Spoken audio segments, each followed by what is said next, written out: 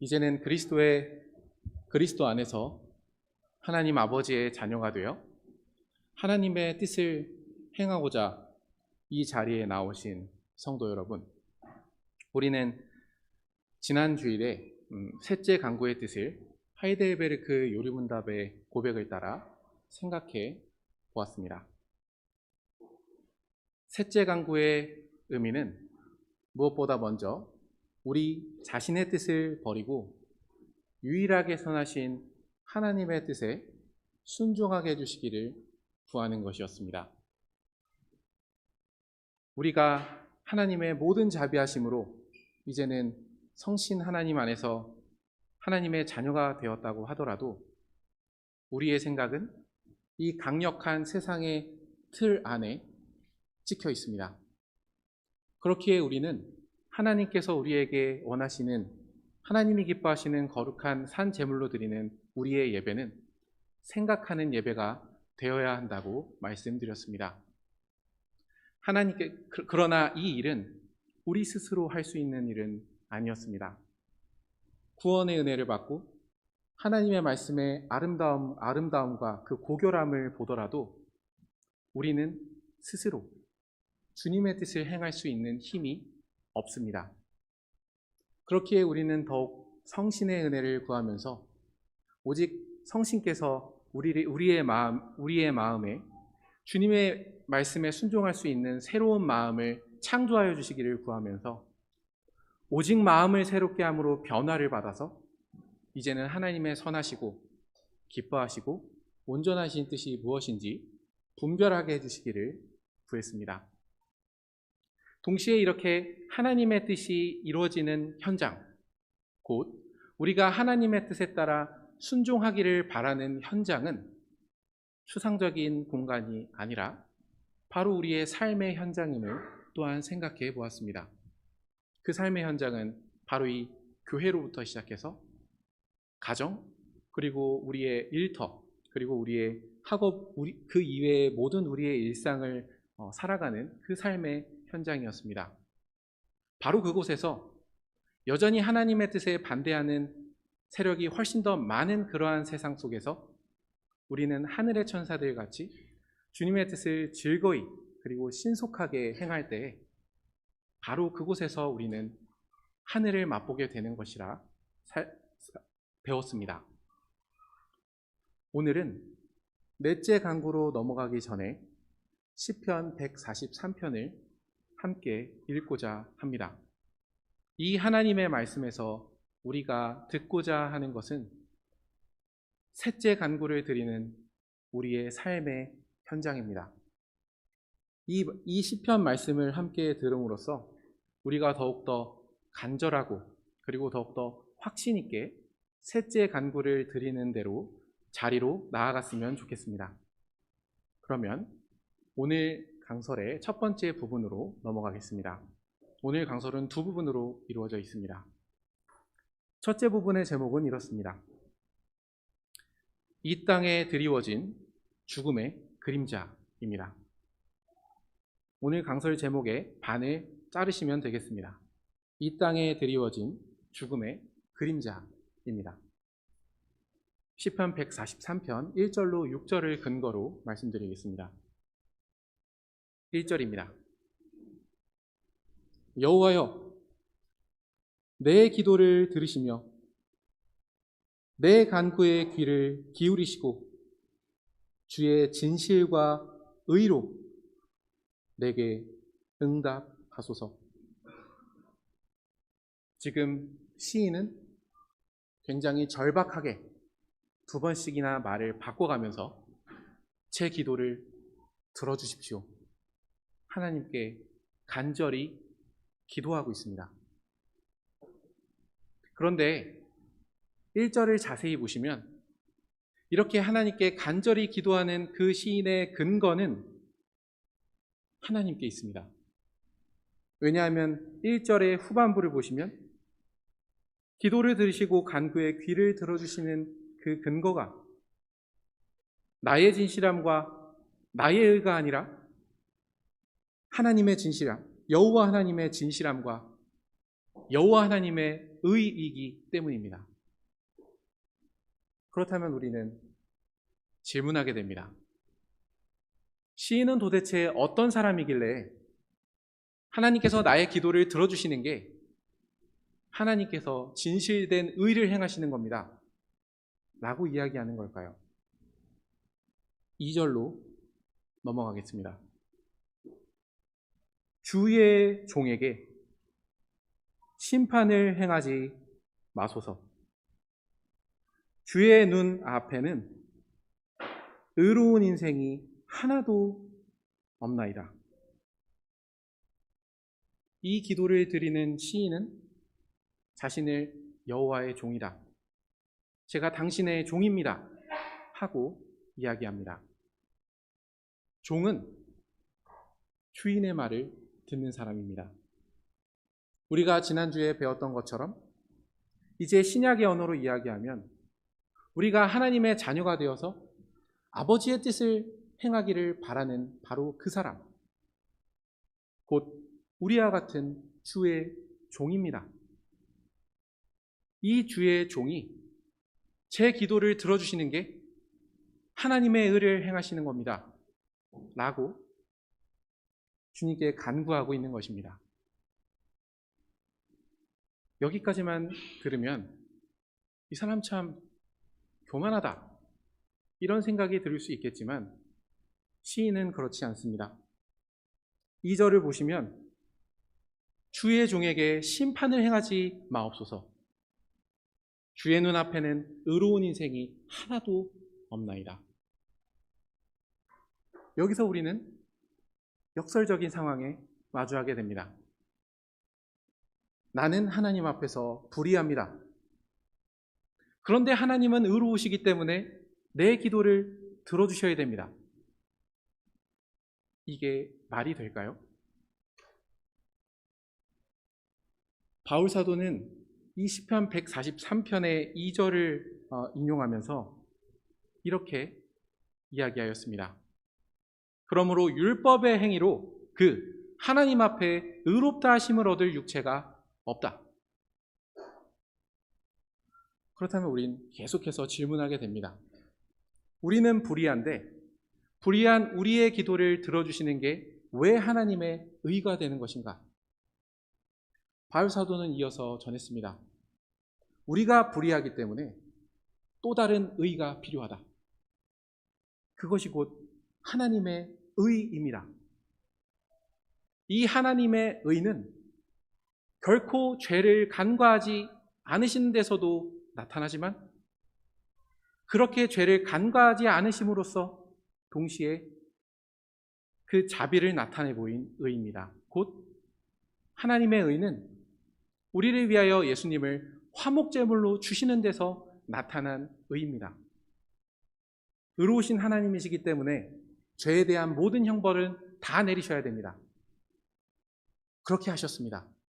단 우리가 아니라 예수님께 하셨습니다. 이게 바로 죄를 단 하나도 용납하지 않는 하나님의 의가 성립되는 방식이었습니다. 그렇게 그리스도 안에서 우리의 죄를 용서해 주시면서 이제는 내가 너를 구원해 주겠다. 내 아들을 믿는다면 너의 기도를 들어주고 내가 너를 구원해 주겠다 하는 것이 하나님의 의가 되었습니다. 이것이 구약의 모든 제사제도에서부터 나타난 사실이기도 합니다. 그렇기에 우리는 여기에서 기도의 시작이 어디에 있는지를 생각하게 됩니다. 기도의 시작은 내가 죄를 짓지 않았기 때문도 아니고 그래도 내가 기도할 만큼 적당하게 착하게 살아서도 아닙니다. 우리가 기도할 수 있는 유일한 이유는 하나님의 의 때문입니다. 죄인을 사하시기 위해서 자기 아들을 내어주시는 방식으로 공의를 충족하신 그 하나님의 의, 오직 그것만을 의지하며 불의한 우리가 하나님의 의만을 의지하며 기도할 수 있는 것입니다.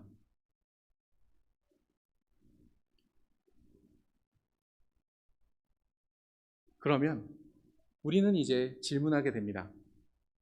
시인이 이렇게 자신의 죄와 비참함을 철저히 깨닫는 가운데 하나님의 의만을 의지하면서 도대체 무엇을 위해서 기도한 것일까? 이어서 살펴보겠습니다. 3절입니다. 원수가 내 영혼을 핍박하며 내 생명을 땅에 엎어서 나로 죽은 지 오랜 자같이 나를 암흑 속에 두었나이다. 원수에게 공격받고 있습니다. 아직 원수가 누구인지는 잘 모르겠습니다. 하지만 이 원수의 모습을 보십시오. 우리가 하늘에 계신 아버지의 뜻을 구하며 살아가며 하늘의 뜻을 구하는데 이 원수는 우리가 땅에 처박히도록 죽은 지 오랜 자, 곧 시체와 같이 더 이상은 무기력해서 하나님의 뜻을 행할 수 없을 정도로 우리를 몰아칩니다. 그리하여 시인의 마음은 이렇게 됩니다. 4절입니다. 그러므로 내 심령이 속에서 상하며 내 마음이 내 속에서 참담하니라. 이 말은 곧 주의 종으로서 하나님의 뜻을 행하고자 하는 그러한 삶의 의욕이 거의 꺼져가고 내 마음이 내 속에서 참담하게 되었단 말은 폐허가 되었다는 이야기입니다. 황량한 사막과 같이 혹은 폐허와 같이 되어서 더 이상 내 마음에 기대할 게 없다. 내 마음에 작은 초록색 잎 하나도 나지 않을 만큼 내 마음은 황폐해졌다. 그만큼 공격을 받고 있는 것입니다. 하나님의 뜻을 행하는 우리는 이 사실을 기억해야 합니다. 우리는 아주 편안한 장소에서 하나님의 뜻을 지키는 것이 아닙니다. 우리가 하나님의 뜻에 점점 더 순종할수록 우리를 향한 공격은 더욱더 심해집니다. 그 사실을 예수님의 생애에서 우리는 보지 않습니까? 그렇다면 우리는 여기에서 다시금 질문을 던집니다. 원수가 누구길래 이렇게까지 하나님의 뜻을 행하고자 하는 곧 셋째 강구의 뜻을 삶에서 실현하고자 하는 이 사람을 박해할까? 가장 넓게 말씀드리면 우리의 원수는 마귀입니다. 하나님의 뜻을 절대로 기뻐하지 않는 그러한 존재, 자기와 같이 멸망하게 하는 것을 기뻐하는 그러한 존재, 우리 안에 있는 죄를 이용해서 자기의 길로 끌고 가는 그러한 존재.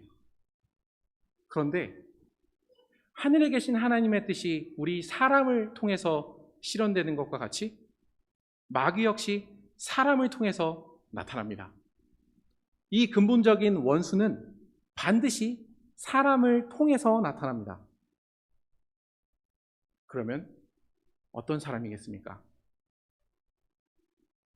우리는 이러한 질문을 던지면서 우리 주님께서 오시기 약 300년 전에 주님의 백성들이 성경을 읽은 것을 살펴보며 그들과 함께 이 시편을 읽어보려 합니다. 곧 구약 성경을 그 당시 공용하였던 헬라어로 번역했던 그 70인역, 이 헬라어 성경에는 이 144편의 표제에 한 가지 말이 덧붙여져 있습니다. 다윗이 그의 아들에게 쫓길 때, 물론 우리가 이 시편을 그 사건에만 한정해서 읽을 필요는 없지만 이 시편의 말씀은 워낙 넓기 때문에 그 사건을 생각해서 읽어도 아무런 문제가 없습니다. 그렇다면 다윗이 자기의 아들에 쫓긴다는 게 무슨 뜻입니까? 외모가 아주 준수했던 그 아들, 그리고 한편으로는 영악할 정도로 영리했던 그 아들, 압살롬입니다.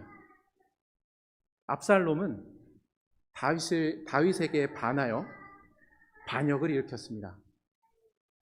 그러나 그 전개되는 모습을 잘 보면 다윗의 집안의 일은 그렇게 가벼운 일이 아니었습니다.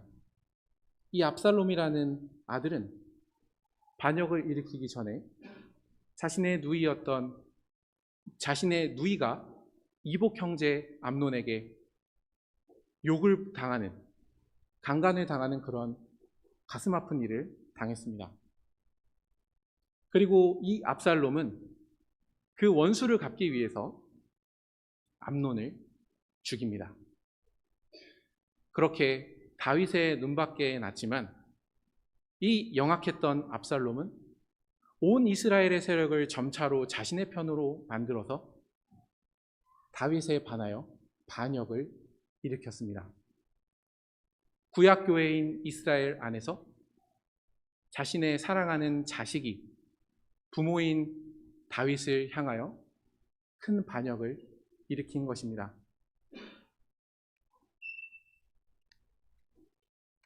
자신의 사랑했던 자식이 교회 안에서, 그리고 무엇보다 자신을 향해서 이렇게 반역을 일으킬 때 우리는 143편의 3, 4절을, 특별히 4절을 다시 읽게 됩니다. 그러므로 내 심령이 속에서 상하며 내 마음이 내 속에서 참담하니이다.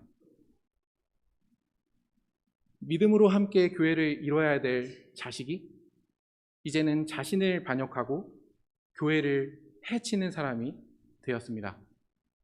그러니 그 마음은 이 참담하다는 말 속에서 알 수 있듯이 폐허가 되고 황폐해졌을 것입니다.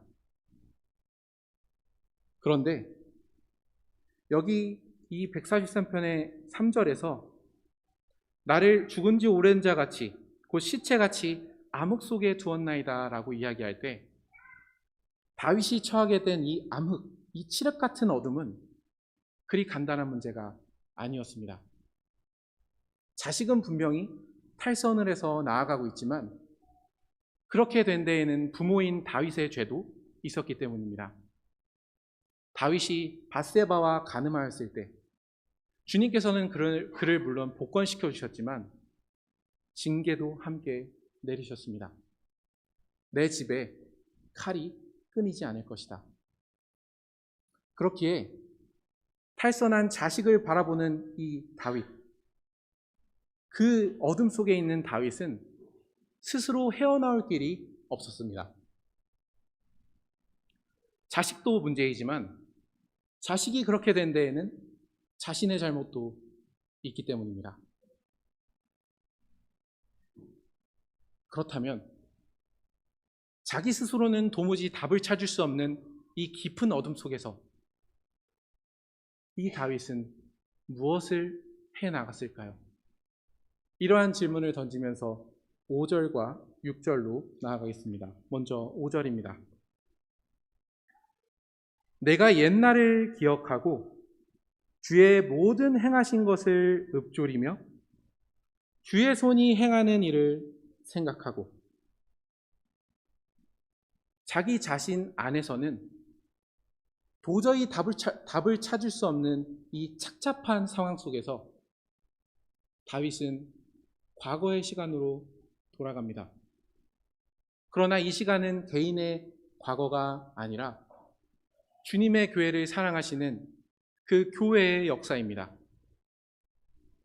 그 가운데서 이스라엘 백성이 수도 없이 많은 연약함과 죄를 지었더라도 그들을 훈계하시면서도 계속해서 용서해 주시며 그 백성을 이끌으셨던 그분이 행하신 모든 행사를 기억하고 그리고 읊조리면서 단순히 이렇게 성경을 보는 게 아니라 그것을 머릿속에 놓고서 계속해서 기억하면서 암송하면서 이 사람은 움직이기 시작합니다.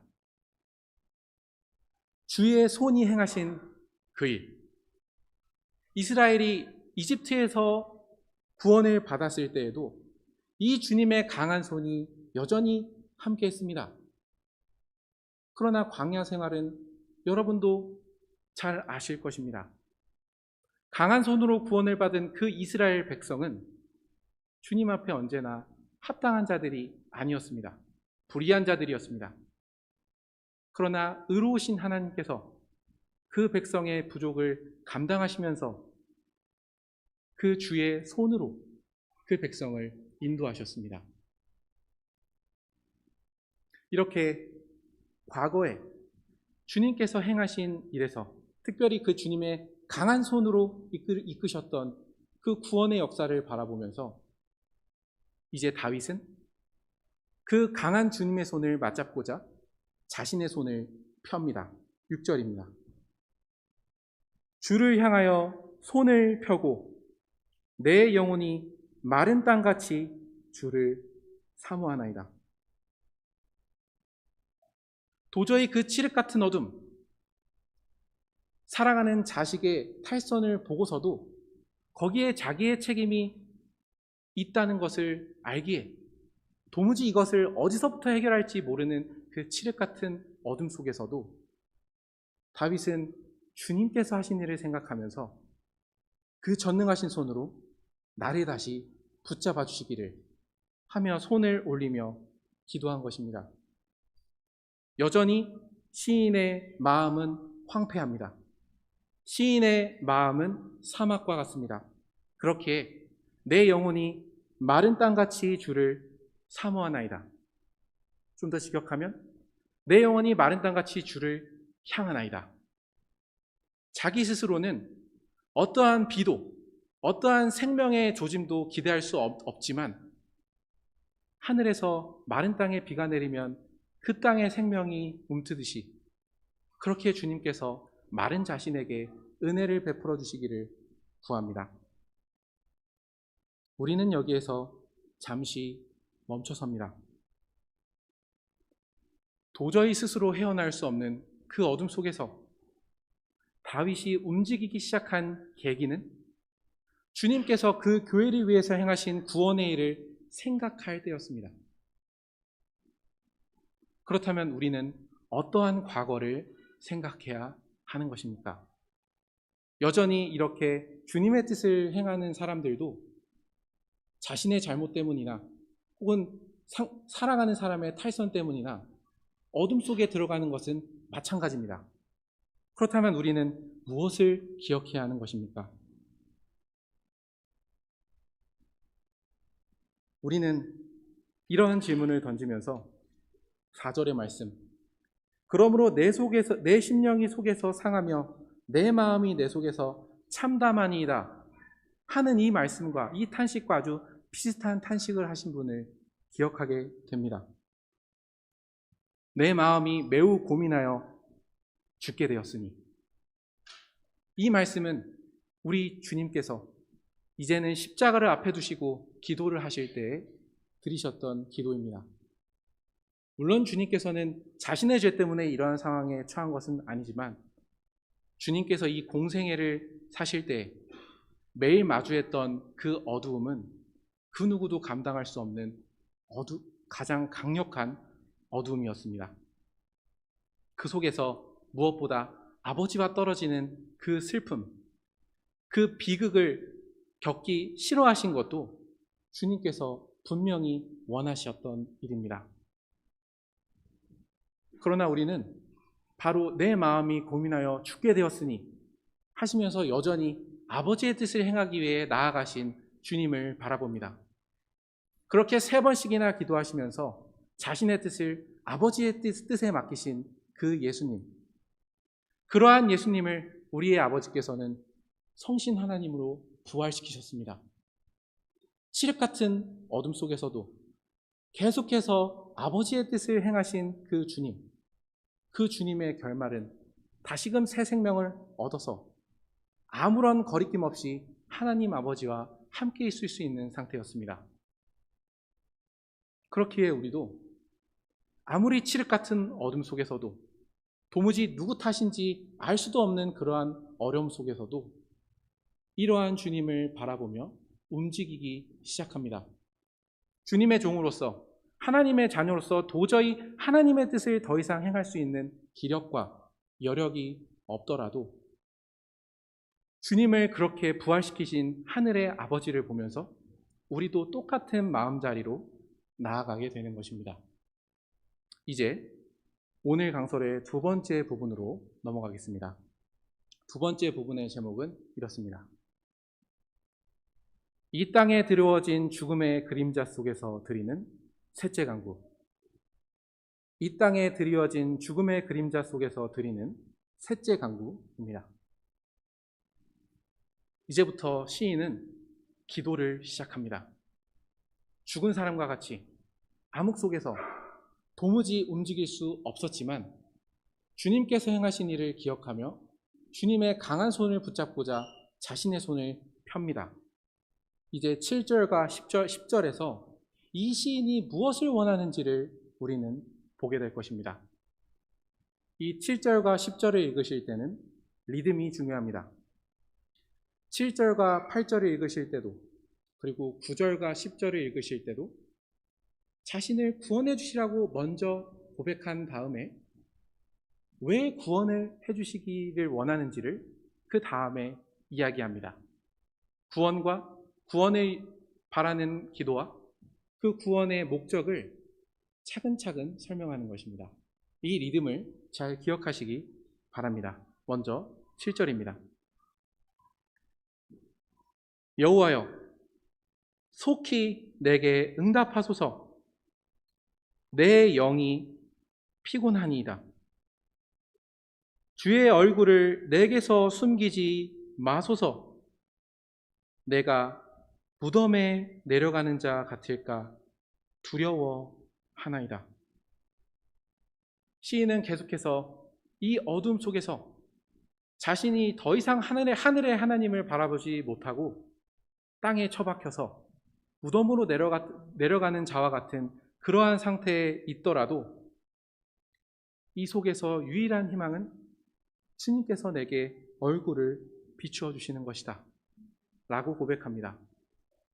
우리가 오후 예배 강복선언 때마다 듣듯이 이 주님의 얼굴을 비춘다는 건, 주님께서 우리를 향하여 얼굴을 드신다는 건 우리에게 은혜와 평강을 주시겠다는 말입니다. 시인은 이 외에 이 상황에서 도저히 벗어날 수 있는 길은 없다고 이야기하는 것입니다.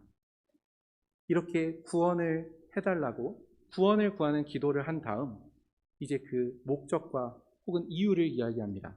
8절입니다. 아침에 나로 하여금 주의 인자한 말씀을 듣게 하소서. 내가 주를 의뢰함이니이다. 내가 다닐 길을 알게 하소서. 내가 내 영혼을 주께 드림이니이다. 시인이 이렇게 어두운, 이렇게 어떻게 말하면 지옥 같은 이 일상에서 주님께서 나를 건져주시기를 구하는 이유는 주님의 인자함을 듣기 위함입니다. 그렇다면 주님의 인자함을 듣는 게 무슨 말입니까?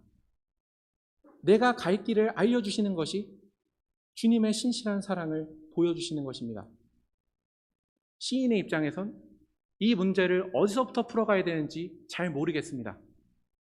그러나 나를 구원해 주시고 나를 신실하게 사랑해 주시는 그 주님께서 지금 나에게 베풀어 주셔야 될 사랑은 내가 가야 할 길을 알려주시는 것입니다. 상황이 힘들고 도저히 이제는 교회 못 다니겠다. 나는 하나님의 뜻에 따라서 못 살겠다. 나의 현실이 이렇다. 라고 이야기할 때도 거기서 주저앉는 것이 아니라 주님, 내가 가야만 하는 길, 내가 가야 할 길을 알려주십시오 하는 것입니다. 구원의 목적은 단순히 상황을 모면하는 것이 아닙니다. 이 사람은 주의 종이기 때문입니다. 하나님의 자녀이기 때문입니다. 그렇기에 하나님의 뜻을 더 이상 행하지 못하는 이 상황에서 나를 건져주시기를 구하는 것입니다. 그렇기에 주님, 내가 가야 할 길, 지금 압살롬과 저의 죄를 생각할 땐 어느 길도 가지 못하지만 제가 가야 할 길을 주님께서 알려주십시오 라고 하면서 주님만을 의지하는 것입니다. 그래서 8절에 보시면 내가 주를 의뢰함이니이다.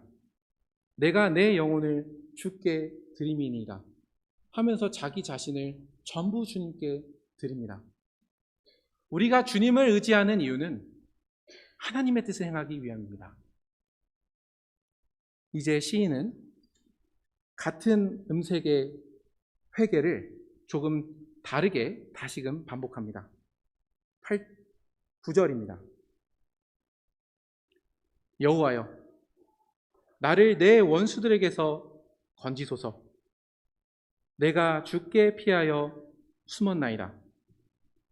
이제 구원을 구하는 기도는 짧아졌습니다. 그러나 구원 이후에 주님께서 주시기를 구하는 기도는 깁니다. 10절입니다.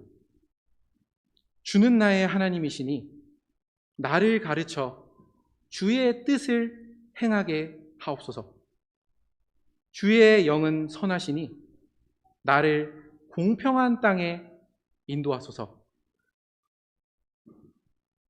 다시금 시인은 자신을 원수들에게서 구원해 주시기를 구하면서 나 이제 하나님만 의지합니다 라는 태도로 주님께 구원을 구하면서 보다 명확하게 자신이 원하는 것을 주님 앞에 구합니다. 그가 하나님께 원하는 것, 나의 하나님께 원하는 것, 나는 주의 종이라고 이야기했는데 그 하나님이 나의 하나님이시기 때문에 해주셔야 되는 일은 하나님의 뜻을 행할 수 있도록 가르쳐 주시기를 구하는 것입니다. 상황이 안 좋고 더 이상 어떻게 해야 될지도 모르는 상황이지만 그때 우리가 드려야 될 기도는 명확합니다. 저는 모르겠으니 주님께서 가르쳐 주십시오. 저는 어떻게든 하나님의 뜻을 행하고 싶으니 내가 하나님의 뜻을 행하기를 가르쳐 주십시오. 이게 바로 우리의 셋째 간구 아닙니까? 그렇지만 시인은 단순히 가르쳐 주시기를 원해서 지식만을 구하는 것이 아닙니다. 10절의 하반절을 보시기 바랍니다. 주의 영은 선하시니 나를 공평한 땅에 인도하소서. 시인의 영은 지쳤습니다. 시인의 영은 기진맥진하여서 도무지 앞으로 나갈 수 없습니다. 그렇지만 자신의 기진한 영으로 주님의 영이 자신을 인도해 주시기를 구합니다. 주님의 성신님께서 주님께서 가르쳐 주신 그 길을 가게 해 주시기를, 그렇게 인도하여 주시기를 구하는 것입니다. 여기 특별히 이 공평한 땅이라는 말은 평평한 평지를 이야기합니다. 지금 시인이 있는 상황은 아주 깊은 계곡과 같습니다. 빛은 들어오지 않고 한 걸음 내딛기도 경사가 험합니다. 주님의 뜻대로 주님의 길을 가기에는 너무나 힘듭니다. 그렇지만 성신님께서 길을 알려주셔서 우리가 평지에서 아무런 힘을 들이지 않고 길을 걸어가는 것처럼 주님의 뜻을 그렇게 행하여 주시기를 이 성신 하나님께 구하는 것입니다. 우리는 이 부분에서 다시금 멈춰서서 생각합니다. 다윗을 생각할 때 사랑하는 사람이 이 교회 안에서 함께 교회를 이루는 가족이나 또는 사랑했던 신자가 믿음을 잃고 탈선하는 것을 보는 것은 정말 참담한 일입니다. 그리고 거기에 대해서 교회의 지체라도 모두 책임이 있습니다. 내가 그 사람이 탈선하기까지 그 사람과 나누어 그 사람과 교제하며 하나님의 말씀을 전했나? 내가 목사는 아니지만 내가 나의 삶으로 주님의 사랑을 그 사람에게 전해주면서 여기에 주님의 사랑이 있다 하고 알려주었나? 라고 이야기했을 때 우리는 책임의 정도는 각각 관계에 따라 다르겠지만 어떤 사람이 탈선하여 교회에서 나가는 일이 우리와 무관하다고 이야기할 수는 없을 것입니다.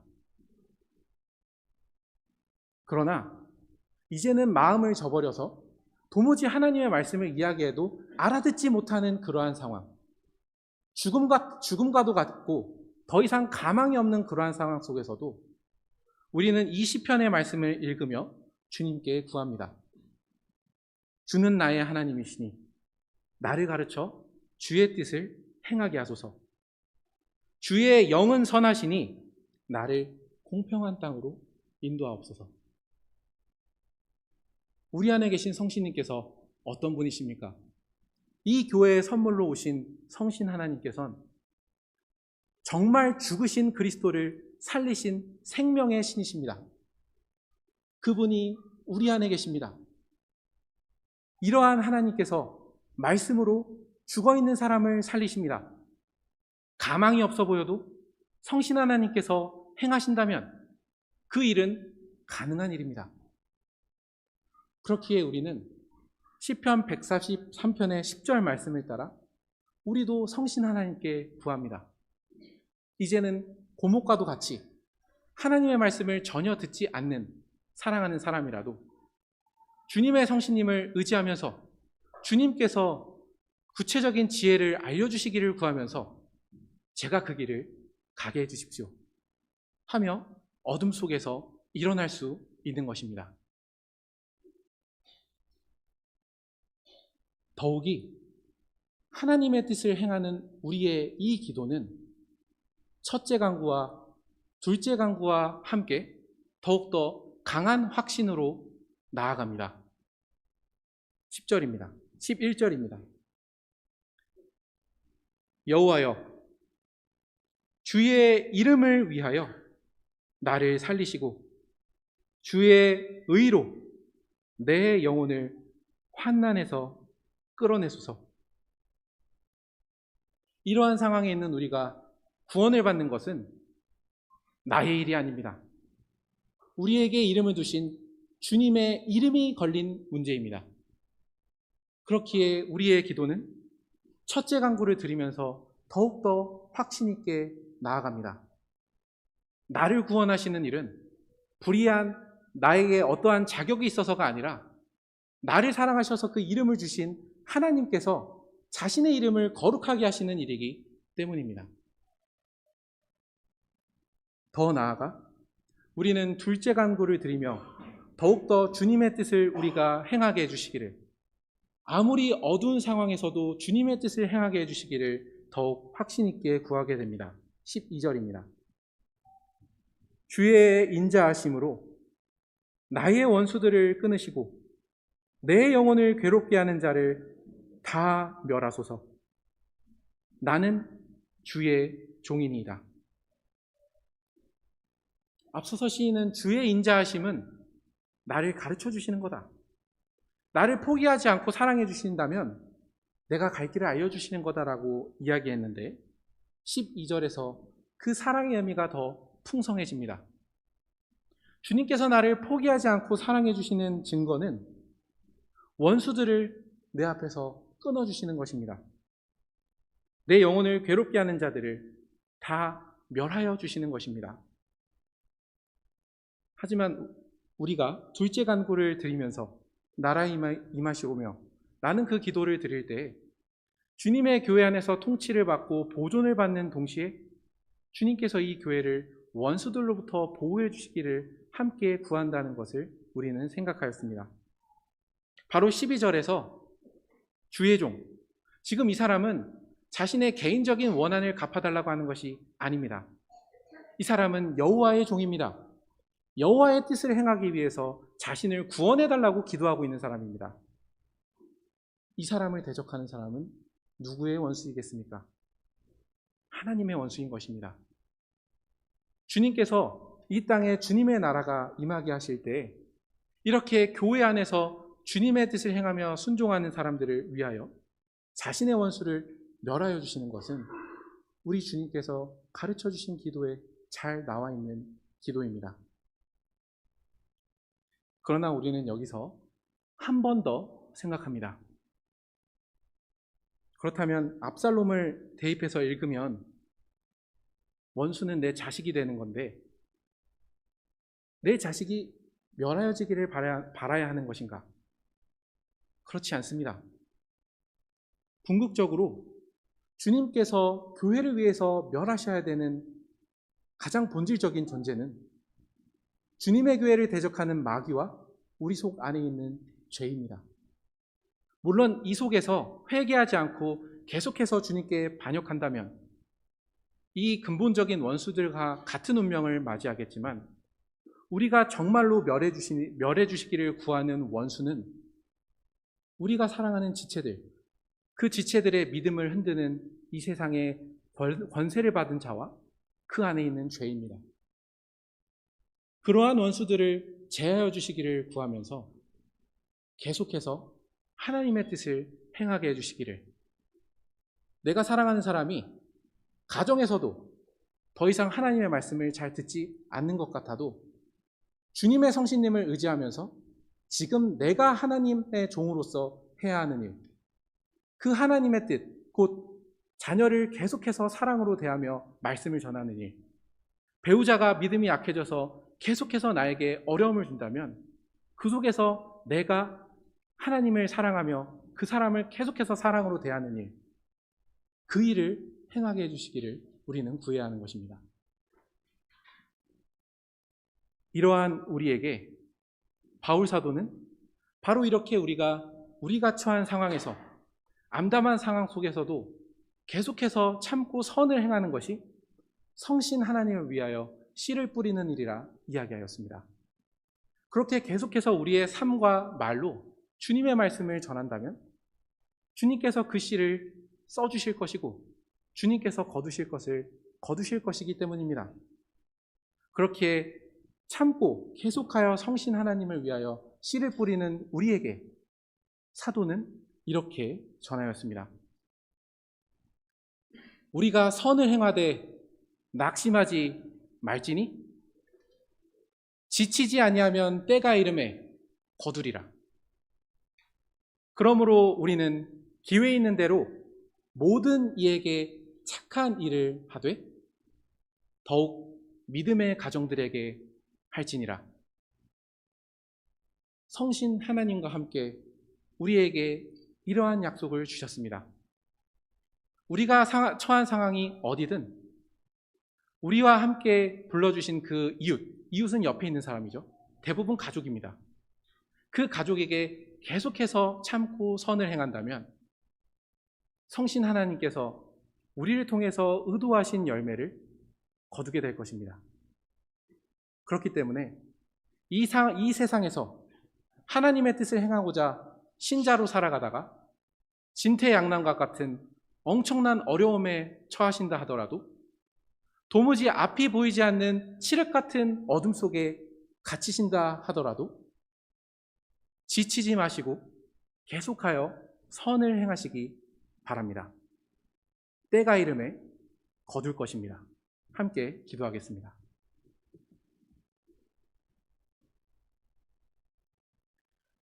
하늘에 계신 아버지께서는 아드님을 통해 도무지 우리가 어떻게 기도해야 할지를 모르는데 주님께서 가르쳐 주신 기도를 선물로 주심으로써 주님께서 저희에게 주시고자 하시는 것은 무엇이고 그렇기 때문에 저희가 무엇을 구해야 하는지를 알려주셨습니다. 참으로 이 복된 기도를 저희에게 주시니 감사드립니다. 그러나 저희가 아버지의 사랑 가운데 이제는 아버지의 통치를 받으며 저희의 일상에서 아버지의 뜻을 행하며 살아가려고 할 때에 저희가 저희 안에 있는 죄 때문에 이미 헝클어진 일들이 있고 그 일 때문에 나와 관계 있는 사람도 영향을 받아서 좋지 않은 일들을 할 때가 있는 것을 주님께서 아십니다. 사람만 볼 때에는 도무지 답이 보이지 않는 어둠 속에서도 그 어둠을 뚫고 부활하신 그리스도를 바라보게 해주시기를 구합니다. 그리고 그 그리스도를 죽음 가운데에서 일으키신 성신 하나님께서 오늘도 저희 교회에 함께 하시면서 죽음과도 같은 상황, 메마른 상황 가운데에서도 주님의 말씀으로 생명의 일을 행하신다는 것을 잊지 않게 해주시기를 구합니다. 그러므로 저희가 선을 행하되 낙심하지 않게 해주시기를 구합니다.